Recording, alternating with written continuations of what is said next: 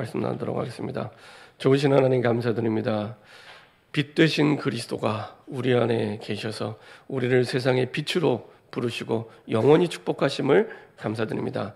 그 확신을 가지고 우리 삶의 현장에서 빛이 비추어지게 하여 주옵소서. 일어나 빛을 바라며 아버지 하나님 주신 언약을 붙잡고 하나님의 구원의 진심인 그 구원의 은혜가 우리의 삶의 현장 가운데 차고 넘칠 수 있도록 주님 역사하시고 인도하여 주옵소서. 이것을 위하여 하나님 주신 그 언약을 그대로 붙잡고 그대로 믿고 그대로 순종하며 하나님의 역사를 보고 확인하며 영광 돌리는 증인 되게 하여 주옵소서. 우리의 생각 속에 마음 속에 주신 언약과 말씀을 그대로 믿지 못하고 그대로 실천하지 못하게 하는 모든 불신앙과 흑암이 권세는 주 예수 그리스도의 능력의 이름으로 완전히 결박받고 떠나가게 하시고 우리 삶의 현장에 예수를 믿는 하나님의 역사와 능력을 말로만이 아니라 심증이 아니라 실제로 확인하고 체험하고 발견하는 증인으로 설 수 있도록 축복하여 주옵소서. 감사드리며 주 예수 그리스도의 이름으로 기도합니다. 아멘. 우리 좌우에 있는 분들과 인사하겠습니다. 예수님은 그리스도이십니다. 우리 한 번 더 인사드리겠습니다. 당신은 세상의 빛입니다. 우리 한 번 더 인사드리겠습니다.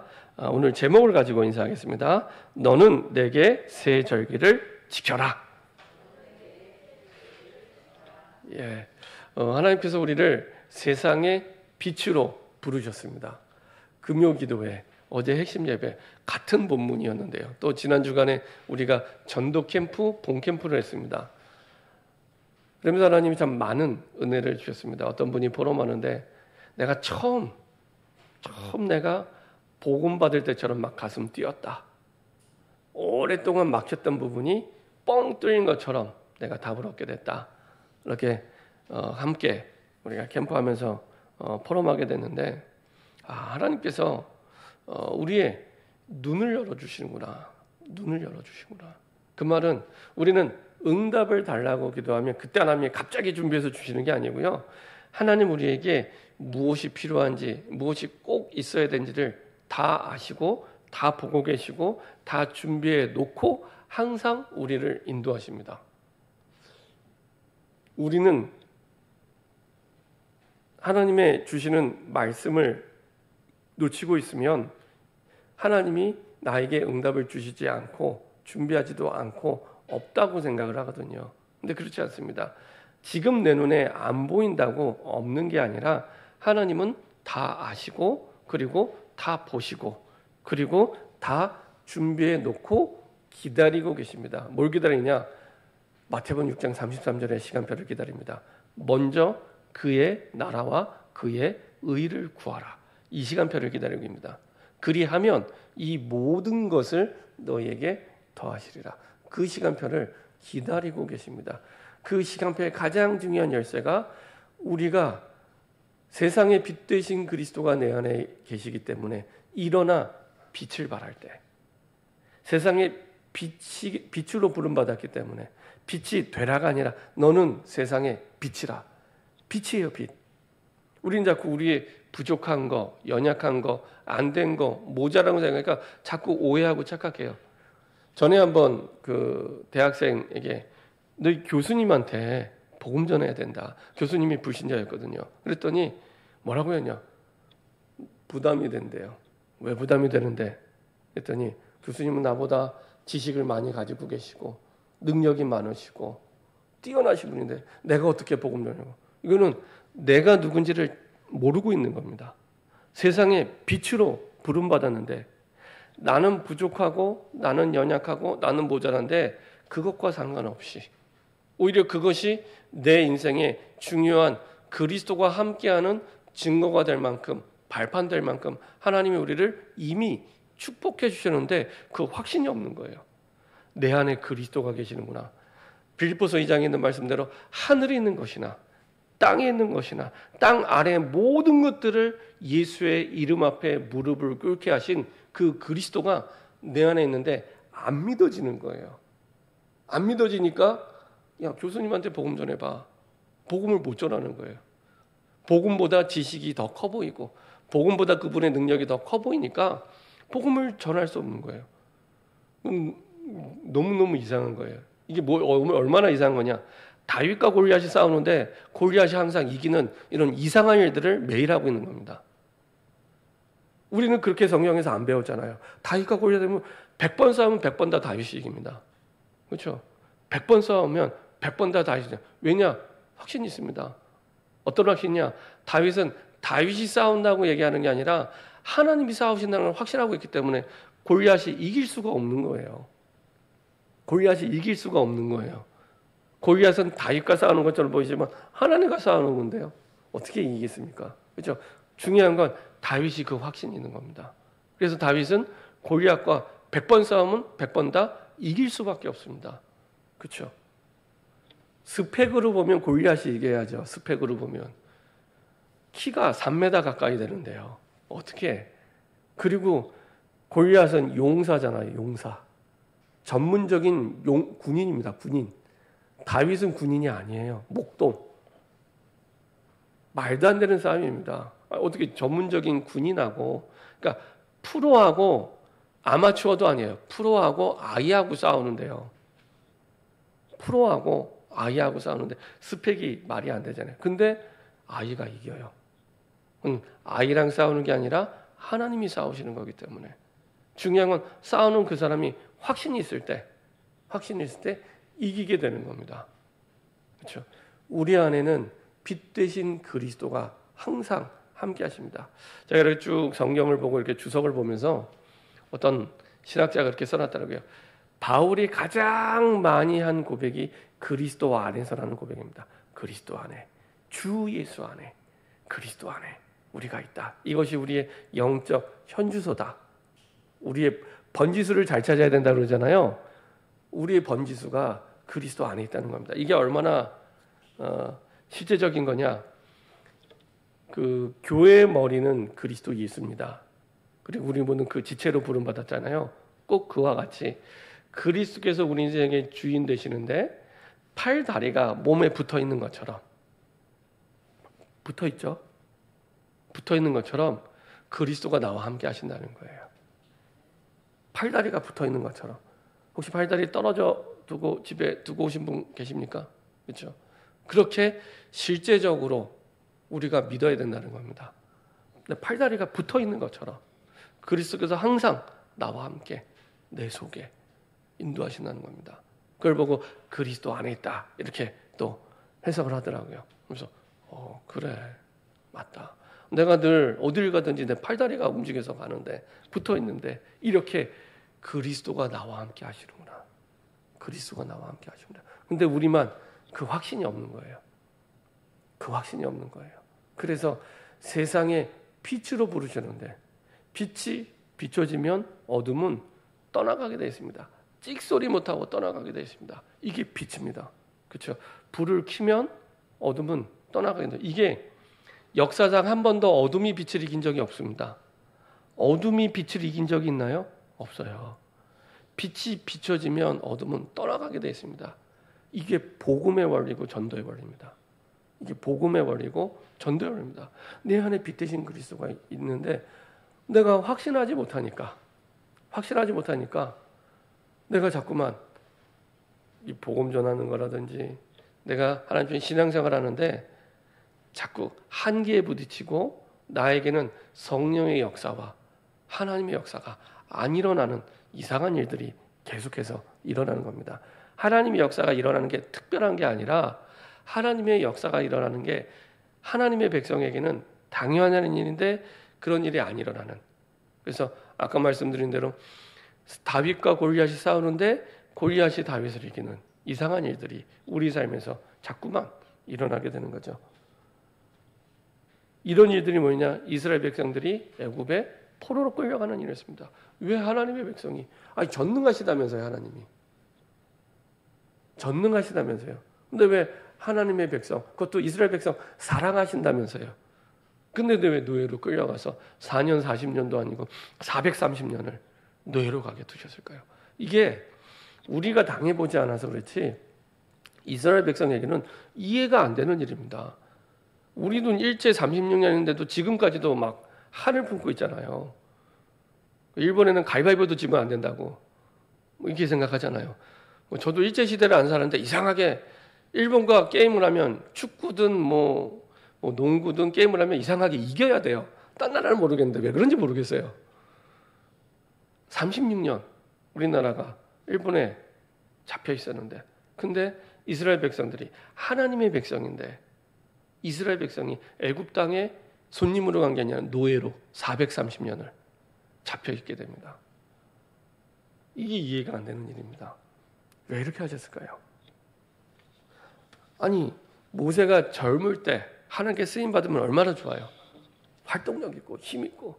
근데 아무 힘이 없고 그나마 40세까지는 이집트의 왕족처럼 살았잖아요. 왕족으로 양자로 들어가서. 그것도 아니고 아무 힘이 없고 아무 능력 없고 도망자로 살인자로 살아가는 백발의 80세 노인 모세. 그때 부르세요. 왜 그렇게 부르셨을까요? 그렇죠? 하나님의 복음이 나에게 이해되지 않으면 지금 내가 처한 현장과 상황이 하나도 이해되지 않습니다. 하나도 이해되지 않습니다. 내가 처한 상황, 문제, 이게 하나도 이해되지 않습니다. 복음이 이해되지 않으면 하나도 이해되지 않습니다. 하나님의 말씀 속에서 답을 찾지 않으면 하나도 이해되지 않습니다. 우리의 상식과 다 반대예요. 우리의 상식과 다 반대예요. 하나님께서는 이스라엘 백성에게 사명을 주십니다. 부르실 때 창세기 12장 1절에서 3절 모든 족속, 모든 민족을 살리는 세계복음화의 민족으로, 그래서 그것 때문에 복의 근원이 되게 하시고 하늘의 별과 같이 땅의 모래같이 많은 족속이 될 거라고. 실제로 이스라엘 백성들이 430년 있는 동안에 보통 사람이 생각하는 생육하고 번성하는 그 비율을 넘어서서 급속도로 많아지게 됩니다. 이스라엘 백성들이 노예로 갔는데, 심지어 나중에는 그 바로 왕이 아이들 죽이는 상황 속에서도 급속도로 늘어나게 됩니다. 아이들이. 그렇죠?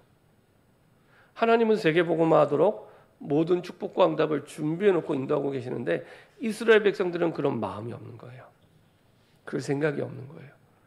그래서 하나님은 이스라엘 백성들에게 노예로 가서라도 세계복음화하도록. 세계복음화하는데 가장 중요한 분이 애굽이었기 때문에. 그렇죠? 애굽은 그 당시 가장 강대국이었기 때문에 모든 나라와 연결이 되어 있습니다. 그러니까 가장 중요한 세계복음화의 문이었어요. 바벨론도 마찬가지입니다. 바벨론에 70년 포로로 가게 된 것도 그 당시 바벨론이 가장 강대국, 바벨론 제국이라고 얘기하잖아요. 제국. 그냥 왕국 정도가 아니라 제국. 어마어마한 넓은 땅. 예. 그래서 많은 나라에 영향을 주는 아주 큰 전도의 문이었죠. 그래서 포로라도 보내시는 겁니다. 하나님이 이스라엘을 로마의 속국이 되게 하신 것도 똑같은 이유입니다. 로마의 속국이 되게, 세계복음화의 민족인데 안 하니까, 세계복음화를 복음 주는데 안 가니까, 로마 제국, 모든 길은 로마로 통한다고 하잖아요. 그 정도로 모든 길이 통하는 로마의 복음이 증거되어서 로마를 통해 세계를 복음화하도록. 이게 하나님의 계획이었습니다. 그래서 하나님의 큰 전도의 문이죠. 이 시대 로마는 미국과 중국이라고 얘기합니다. 그렇죠? 그래서 많은 나라들이 미국의 영향을 받고 중국의 영향을 받습니다. 그래서 사실은 하나님께서 계속해서 세계복음화 때문에 그 모든 걸음들을 인도하시는 거죠. 스스로 많이 노력을 해서 강한 나라가 된 게 아니고요. 하나님께서 세계복음화 때문에, 지금도 미국은 세계에서 가장 많은 선교사를 파송한 나라, 대부분의 세계 선교 본부가 다 미국에 있습니다. 어쩔 수 없이 하나님이 미국을 축복하실 수밖에 없어요. 세계에서 성경을 가장 많이 만들어내는 그 공장, 보급하는 공장이 중국에 있습니다. 중국에. 중국에는 기독교인들이 1억 명 이상 됩니다. 1억 명 이상. 어마어마한 숫자죠. 우리나라가 5천만인데 기독교인들만 1억 명이 넘습니다. 그러니까 중국이 경제적으로 강한 나라가 된 게 본인들이 노력해서가 아닙니다. 하나님이 세계복음화 때문에. 그렇게 하나님이 지금까지 역사를 움직여 오셨고 그렇게 인도하시는 거예요. 만약에 하나님이 우리에게 어마어마한 복음을 이미 주셨잖아요. 근데 우리가 마음을 잃어버리고 생각을 잃어버리고 전도와 성경을 놓치고 산다. 그럼요, 우리가 문제가 아니라 우리 후대가 똑같은 길을 걸어가게 됩니다. 하나님은 엄청난 복음을 우리나라에 주셨고 그것 때문에 우리나라의 모든 것들을 바꾸셨어요. 2차 세계대전 이후에 전쟁의 폐허로부터 사실은 가장 발전한 나라가 대한민국입니다. 그 사이 한 50년 사이에 세계사에서 우리나라처럼 발전한 나라가 세계사에 없어요. 이건 제가 한 얘기가 아니라 제가 뉴스를 보면서 이 얘기를 누가 했냐면 우리나라의 우리 해외 나가 있는 그 교포청이 이번에 신설됐잖아요. 그 교포청장인 사람이 얘기하더라고요. 뉴스에 나와서 2차 세계대전의 그 전쟁의 폐허, 우리나라도 전쟁의 폐허 속에 있었는데 그 이후에 전 세계 통틀어서 우리나라처럼 발전한 나라가 없대요. 찾아보세요. 정말 있는지. 없어요. 그 전쟁의 폐허 속에서 우리나라처럼 발전한 나라 없대요. 왜 그렇게 하셨을까요? 세계복음화라고, 전도와 선교하라고. 그거 말고는 없습니다. 그거 말고는 없습니다. 전도 때문에. 혹시 내가 선택이나 판단을 할 때 헷갈릴 때가 있잖아요. 그때는 아주 쉽게 결정하는 방법이 있습니다. 모든 것들, 그게 문제든지 좋은 일이든지 결정할 때 전도 때문에, 모든 걸 전도 때문에 결정하면 딱 하나님과 방향이 맞습니다. 전도 때문에. 내가 손해를 보는 일이라도 전도 때문에, 이익을 보는 일도 전도 때문에. 그러면 하나님과 방향이 딱 맞습니다. 자, 하나님은 모든 것들을 전도 때문에 움직이시고 인도하시고 역사하십니다. 그래서 이스라엘 백성들을 애굽에 가게 하셨고요. 그리고 모든 것들을 인도하시죠. 그래서 6월절이 제정될 때 그 달을 첫째 달로 기준으로 삼습니다. 출애굽기 12장 2절에 보면 이렇게 말씀하고 있습니다. 출애굽기 12장 2절에 보면 6월절을 한 해의 시작의 첫 달로 삼으라는 말씀이 나옵니다. 여호와께서 애굽 땅에서 모세와 아론에게 일러 말씀하시되 이 달을 너희에게 달의 시작 곧 해의 첫 달이 되게 하고. 이 달이 어떤 달입니까? 6월절 있는 그날. 우리 태양력으로 하면 3월 4월인데요 6월절이 있는 달을 아비벌, 히브리력으로 아비벌인데 아비벌을 해의 첫 달로 삼으라. 기준이 되게 하십니다. 그리고 지난주에 말씀하신 대로 마지막 히브리력으로 12월, 우리 태양력으로 하면 2월쯤 됩니다. 전달이니까요. 그때가 불임절이 있습니다. 똑같아요. 이스라엘 백성들도 사실은 문설주의 문지방에 이 6월절은 피를 바르지 않으면 다 죽어야 되는데 피를 바름으로 죽음에서 넘어가게 되죠. 그래서 구원받게 됩니다. 불임절도 마찬가지잖아요. 이스라엘 백성들이 다 죽어야 되는데 거기서 다시 생명을 얻게 됩니다. 하나님은 다른 데 진심이 아니라 요새 말로 구원의 진심이십니다. 구원에. 더 정확히 말씀드리면 구원에만 진심이십니다. 우리는 관심이 되게 많잖아요. 하나님은 구원에만 진심. 그래서 해의 시작도 6월절부터, 해의 마지막도 불임절로, 시작과 끝이 하나님의 구원에 딱 맞춰져 있습니다. 자, 그래서 드디어 양의 피를 바르는 날 이스라엘은 해방됐죠. 이미 하나님의 준비된 응답, 미리 말씀해 주셨거든요. 이런 역사가 일어나기 전에 모세에게 미리 말씀해 주셨거든요. 이미 준비된 응답을 발견하게 됩니다. 반대로 얘기하면 하나님 우리에게 완벽하게 가장 필요한 것, 하나님 볼 때 가장 좋은 것 준비해 놓고 우리를 항상 인도하십니다. 어떻게 해요? 말씀을 주어서 인도하십니다. 그래서 언약을 각인하는 게 너무 중요합니다. 하나님이 나에게 주시는 정확한 언약이 오도록, 올 때까지 기도하는 게 진짜 참된 기도요 묵상입니다. 이때부터 복음의 망대가 든든히 세워지게 됩니다. 그 언약을 통해 답을 얻고 그리고 체험하고 해답을 얻고 응답을 받기 때문에. 그리고 절대 망대, 옛날에 나는 흔들려야 되는데, 문제만 오면 흔들려야 되는데, 개인의 약한 부분이 있잖아요. 질병의 약한 부분이 있고, 돈의 약한 부분이 있고, 사람의 약한 부분이 있잖아요. 그것 때문에 내가 흔들려야 되는데, 이제는 흔들릴 수 없는 삶과 인생이 됩니다. 그건 내가 잘한 게 아니라 그 하나님의 말씀은 절대 언약이기 때문에 그 언약의 말씀이 내 마음을 사로잡고 내 생각을 사로잡고 내 삶을 사로잡았기 때문에 흔들릴 수가 없는, 흔들려야 되는데 예전 같으면 그렇게 해서 절대 망대가 되도록 하나님 인도하시죠.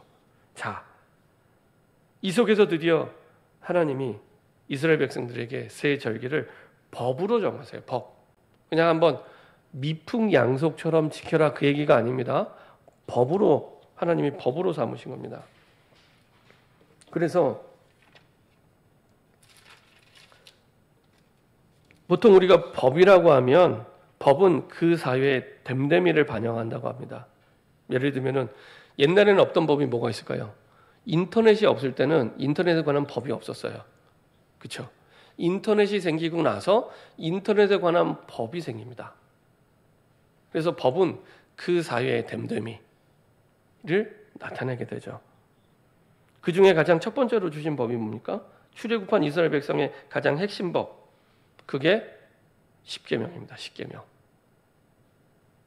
십계명을 주어서 세계 복음화할 하나님의 백성이 어떻게 살아야 되는지, 사회적 됨됨이 어떻게 살아야 되는지를 법으로 정해놓습니다. 1계명부터 4계명까지는 하나님을 향하여 지켜야 될 법, 5계명부터 10번째 계명까지는 사람과 사람 사이에 세계 복음화할 하나님의 백성이 지켜야 될 법. 근데 그 근본 배경은 1계명부터 4계명은 하나님에 대한 사랑, 5계명부터 10계명, 10번째 계명까지는 그 하나님의 사랑을 통한 사람에 대한 사랑, 이게 근본 바탕을 이루고 있는 겁니다. 그래서 세계 복음을 하는 민족이 껍데기만 사람 숫자만 많아지는 게 문제가 아니라 이제는 세계 복음을 하나님의 백성으로서 어떻게 살아가야 되는지 사회적 됨됨이를 만들어 놓은 게 법입니다. 법. 자, 이게 이스라엘 백성들의 아주 핵심되는 법이고, 이제 우리가 읽지 않았지만 출애굽기 20장부터 23장에는 계약법이라고 해서 가나안 땅에 정착한 이후에 새 환경에 맞는 생활 방식을 이제 하나하나 규정하면서 법으로 얘기하십니다. 법으로. 그 중에 뭐가 있냐? 세 절기가 있는 겁니다. 이스라엘의 많은 절기 가운데 대표적인 세 절기를 이렇게 지켜라 라고 얘기합니다. 이게 지켜도 되고 안 지켜도 되는 게 아닙니다. 법으로. 법으로 해서 지켜라. 그래서 법의 출처가 하나님이시잖아요. 사람이 만든 법이 아닙니다. 하나님이기 때문에 이 모든 법규가 하나님으로부터 나왔기 때문에 이것이 십계명이나 세절기에 관한 이 법은 하나님의 뜻이에요. 하나님의 뜻의 외적인 표현이에요. 외적인 표현. 다른 표현을 하면 하나님 말씀으로 명령하신 겁니다. 그래서 하나님의 말씀이고 하나님의 명령입니다. 권면이 아닙니다. 명령으로. 왜냐? 지키는 자에게 하늘의 복, 땅의 복이 함께하는 줄 하나님이 알고 계시기 때문에 지키는 자에게. 그래서 권면, 해도 되고 안 해도 되는 게 아니라 지키라 라고. 사실은 출애굽기에도 얘기하고 나중에 모세가 레위기에는 좀 더 구체적으로 얘기합니다. 레위기 23장에 보면 아주 구체적으로 또 어떻게 지켜야 된다고 그 법을 얘기합니다. 그렇죠? 세 절기를 그냥 해도 되고 안 해도 되는 게 아니라 법으로, 하나님의 말씀으로, 하나님의 명령으로 하나님의 뜻을 전달한 거죠. 자, 이 세 절기의 실제 배경은요. 첫 번째로 유월절은 출애굽에서 시작이 됩니다. 출애굽. 이게 출애굽기 12장 1절부터 14절. 이 출애굽 때 유월절이 제정이 되죠. 여호와의 절기로 삼아 영원한 규례로 대대로 지킬지니라. 이렇게 말씀하십니다. 여호와의 절기. 너희들이 만든 절기가 아니라 여호와의 절기로 삼아 영원한 규례로, 너희 때만이 아닌 영원한 규례로 대대로 지킬지니라. 이렇게 말씀하십니다. 자, 그럼 6월이 뭡니까? 6월. 이스라엘 백성들이 죽어야 돼요. 죽어야 되는데 그 죽음으로부터 하나님이 보호하신 겁니다. 어떻게 해요? 죽임을 당한 어린 양의 피로 말미암아 보호하신 겁니다. 그래서 그날 6월절 그날 밤이죠, 밤. 그날을 죽음이 어린 양의 피를 타고 넘어간다는 뜻이 6월절입니다. 죽음이 죽어야 되는데 그 죽음이 어린 양의 피를 타고 넘어가는 거예요. 아, 여기는 어린 양의 피가 발려진 집이구나. 그 죽음이 넘어가게 됩니다. 이게 6월절입니다. 그렇죠? 이게 6월절입니다. 내가 내 죄 때문에 죽어야 되는데 어린 양이 피로 말미암아 그 죽음이 넘어간 거예요. 그래서 우리가 나중에 죽을 때도 성경에서는 육신의 죽음을 당해도 죽는다고 안 하잖아요. 잔이라. 잔이라. 영원한 하나님의 나라에서 영생이 보장되어 있기 때문에 죽는다고 안 하고 잔이라. 영원한 하나님의 나라로 가기 때문에 죽어야 되는데 죽음이 어린 양의 피를 타고 넘어간다. 그러니까 하나님 입장에서는 이 6월절이 얼마나 중요합니까? 내 사랑하는 자녀가 죽어야 되는데 그 죽음에서 빠져나올 수 있는 길이 이 길밖에 없는 거예요. 그래서 기념일로 삼아서 규례로 삼아서 영원히 지키라고. 영원히 지키라고. 그렇죠? 우리가 천국 가면 안 지켜도 돼요. 그때는 직접 하나님 만나게 되니까요. 이 땅에 사는 동안 영원한 규례가 되도록 이 길이 아니면 그 누구도 피할 길이 없다는 겁니다. 그게 애굽의 왕부터 가축의 첫 새끼까지 다 죽임을 당합니다. 예외가 없다는 얘기입니다. 능력이 있든 교수든 뭐 돈이 많든 아무 상관없어요. 6월절 어린 양의 피가 아니면 이 죽음을 피할 수가 없다.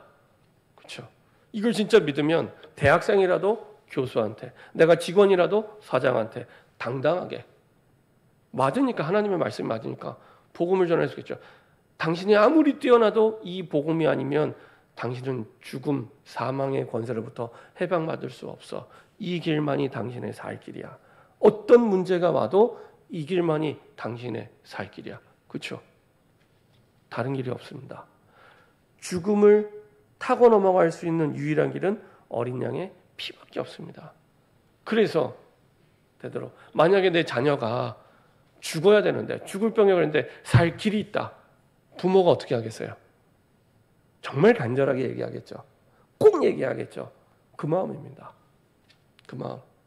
내 사랑하는 백성에게 죽어야 되는데 살 길이 있다는 것을 기억하고 영원히 계속 자손이 나올 거니까 이 길이 아니면 살 길이 없기 때문에 영원한 규례로 삼으라는 겁니다. 그래서 아예 절기로 이게 6월절. 이게 무교절하고도 약간 헷갈리는데요. 무교절의 첫날이 6월절입니다. 6월절. 6월절은 출애굽한 말 그대로 죽음이 어린 양의 피를 타고 넘어가는 그 첫날. 그리고 나서 일주일 동안을 무교절이 됩니다. 무교절. 무교절일 때는 누룩 없는 빵을 먹고 쓴나물을 먹습니다. 지금도 이스라엘 백성들이 이걸 지키고 있어요. 지금도 이스라엘 백성들에게 무교절이 되면 6월절 지켜요. 그래서 가끔 6월절 때 미국에서 미국 뉴스를 보면은 6월절이라고 뉴스 앵커가 얘기할 만큼.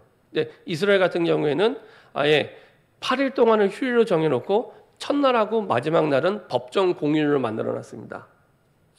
무교절의 첫날 6월절과 마지막 날을 왜냐하면은 성경에서 그날은 성회로 모여서 예배드려 일하던 거 멈추고 성회로 모이라고 말씀했던 걸 지금도 수천 년이 지나서 법정 공휴일로 지키고 있어요. 이스라엘 백성들이. 그러니까 그리고 나서 무교절 때 누룩 없는 빵을 먹고 그리고 쓴나물을 먹습니다. 이유가 있습니다. 누룩 없는 빵은 누룩은 죄를 상징합니다. 죄사함을 받았다는 의미가 여기에 포함되는 거예요. 물론 누룩 없는 빵은 누룩이란 거는 그 빵에 넣어서 부푸는 숙성하는 시간이 필요하잖아요. 급하게 나왔다는 의미도 있어요. 급하게. 하룻밤 사이에 죽임을 당한 바로왕이 나가라고 해서 급하게 나와요. 근데 거기에는 누룩 없는 빵, 그 죄 없는, 죄로부터 구원받았다는 이 의미가 있고요. 그 다음에 쓴나물. 이제 나와서 홍해까지 갑니다. 그때까지가 7일이에요. 7일. 무교절을 7일을 지키거든요. 그때까지가 7일인데 그 7일 동안에 이제 이스라엘 백성들이 고생을 하게 돼요. 어떻게 해요? 애국 군대가 쫓아오잖아요. 막바로. 쫓아와서 홍해 건널 때까지가 7일의 기간입니다. 그때까지 고생한 걸 기억하라고 쓴나물을 먹습니다. 근데 거기서도 누가 구원해줘요? 하나님이. 그래서 고생한 걸 기억하면서 쓴나물을 먹지만 고생을 기억하는 게 아닙니다. 거기서 구원받은 하나님의 역사와 응답, 어떻게 거기서 구원을 받았는지 그걸 기억하는 겁니다. 그러면 우리가 쓴나물을 먹는 것처럼 문제가 오고 어려움 당했을 때 어떻게 거기서 빠져나갈 수 있을까요? 내가 문제를 해결하는 게 아니라 하나님이 해결하시는 겁니다. 그 방법을 기억하라는 겁니다. 후손들에게 그 방법을. 그래서 출애굽을 했지만 끝까지 찾아오는 군대의 손으로부터 빠져나오는 그 하나님의 은혜 방법. 그래서 매번 지켜요. 그래서 지금도 이스라엘 사람들은 그 절기가 되면 누룩 없는 빵을 먹고요. 누룩 없는 빵을 먹고 그리고 쓴나물을 먹습니다. 그래서 그걸 기억하는 거예요. 자, 이게 이제 유월절. 그리고 나서 7일이 7번 되고 50일째 되는 날이 사실은 오순절입니다. 오순절. 77절이라고 하죠. 7이 7번 반복되는, 그리고 50번째 그날이 오순절. 이때는 어떤 날이냐? 우리 이 식으로 하면 맥주감사주일처럼 보리 이삭을 베어서 첫 번째 추수하는 것 기념하는 날입니다. 이게 왜 중요하냐면 예수님도 모든 절기를 다 지키셨어요. 예를 들면은 예수님이 이제 그 제자들과 함께 최후의 만찬하죠. 그때가 유월절입니다. 그때가. 그리고 나서 그 다음 날 공회로 넘겨지고 골고다로 가시고, 그리고 나서 부활하시고 나서 40일 동안 있던 그 기간이 이 77절 기간. 그래서 77절 기간에는 매번 곡식을 추수한답니다. 매번. 이 49일 동안 매번 곡식을 추수하고 마무리하는 날이 그 50일째. 그때 예수님이 약속하신 성령이 강림하시게 됩니다. 그렇죠? 성령이 임하게 되죠. 성령 충만함을 받게 됩니다. 이게 구약의 절기가 신약의 예수님을 통해서 그대로 성취가 됩니다. 그래서 오순절 하나님의 능력을 그때 하나님이 체험하고 주시게 되죠. 자, 그리고 나서 다시 그 해 마지막 절기가 사실은 곡식을 창고에 저장하는 수장절입니다. 초막절이라고도 하고요. 초막절. 원래 그 시작은 이게 초자가 풀초자입니다. 풀로 장막을 만들어서 기념하는 절기인데요. 이때는 사실은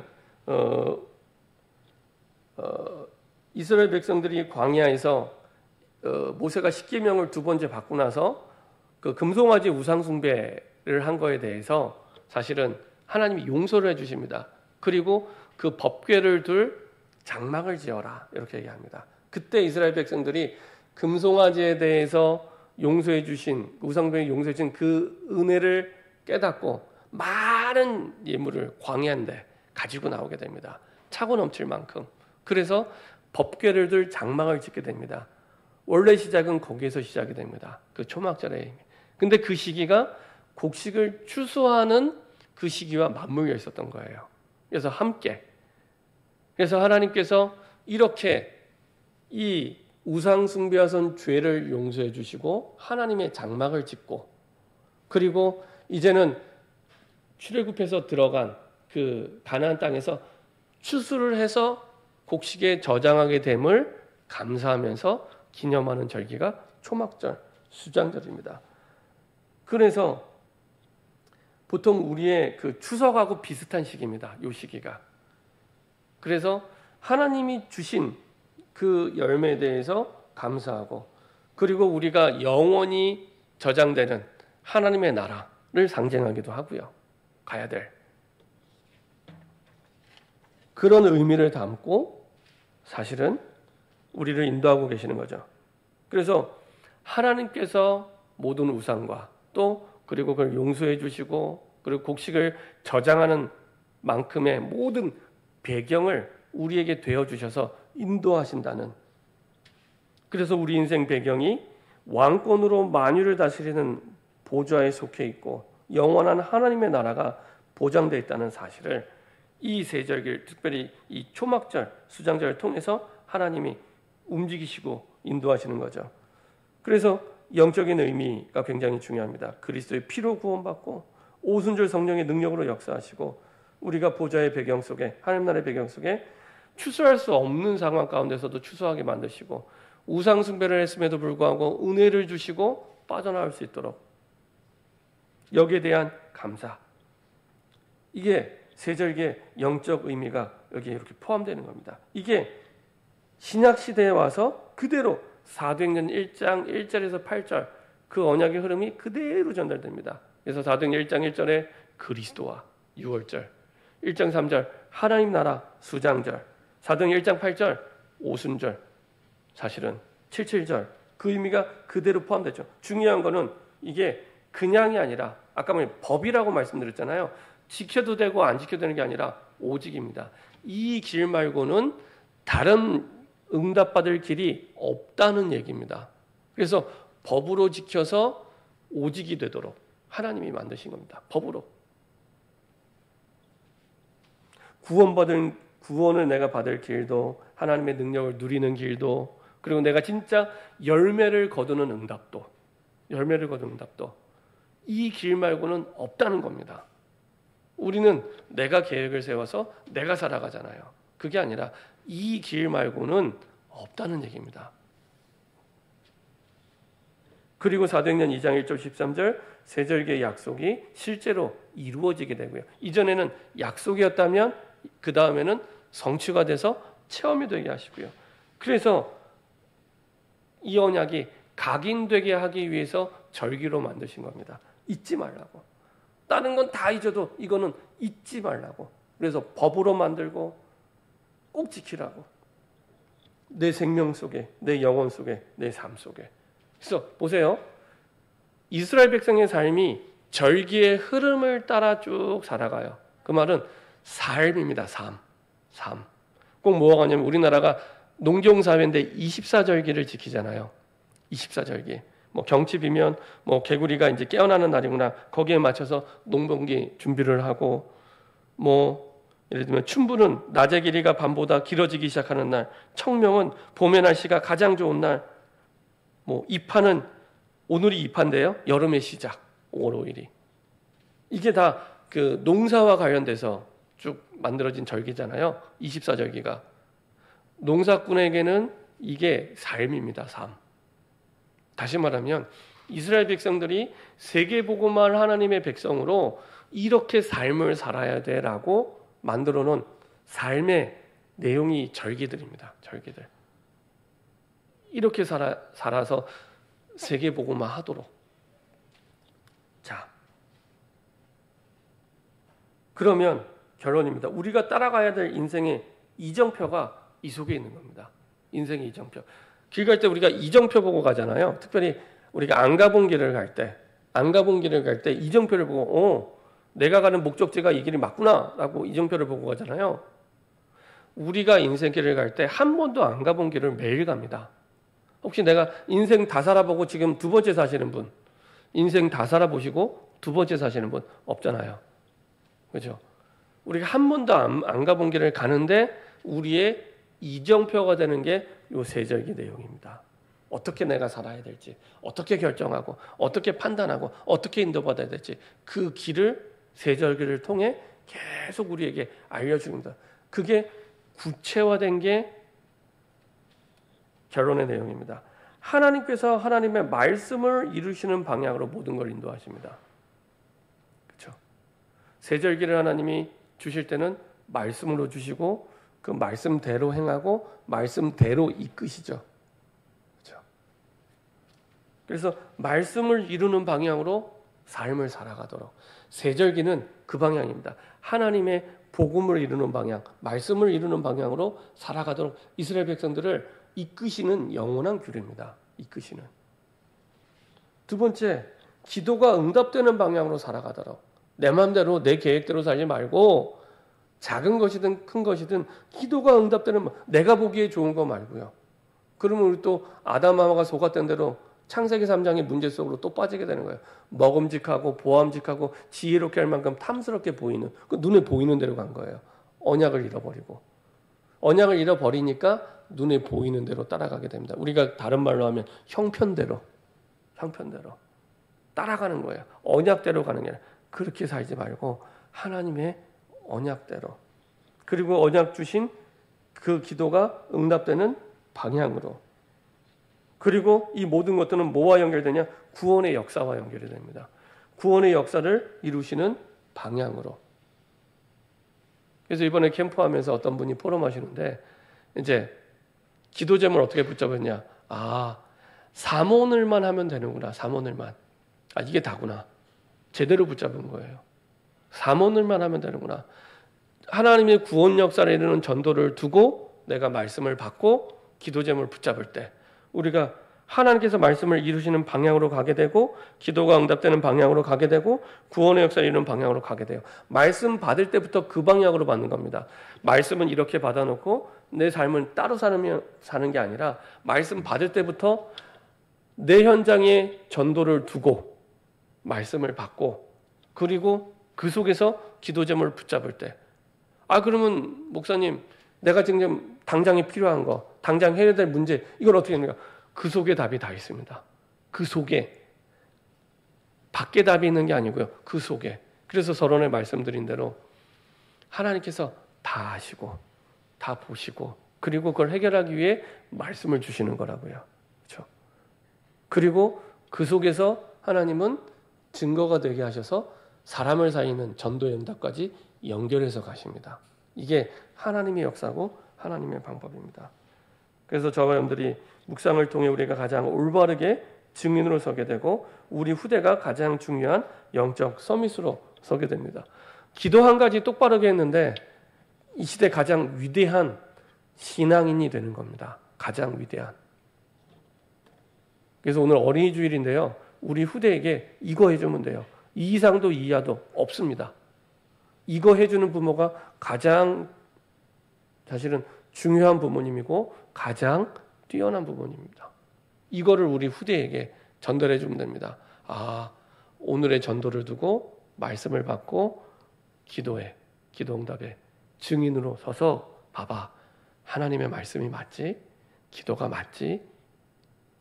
하나님이 이렇게 구원으로 역사하시지?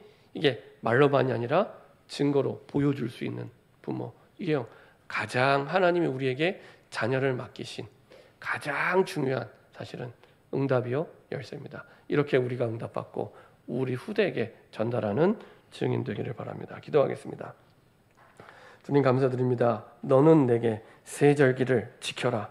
법으로 명령으로 말씀해 주셨는데 그 이유를 붙잡고 이제는 세 절기의 실제 배경을 알고 영적 의미를 알고 이것이 우리 삶에 실제로 적용이 되고 실천될 수 있는 아버지 하나님 응답의 주역으로 설 수 있도록 축복하여 주옵소서. 그래서 하나님이 주신 말씀을 이루시는 방향으로 기도가 응답이 되는 방향으로 구원의 역사를 이루는 방향으로 우리 삶이 인도받을 수 있도록 축복하여 주옵소서. 감사드리며 주 예수 그리스도의 이름으로 기도합니다. 아멘.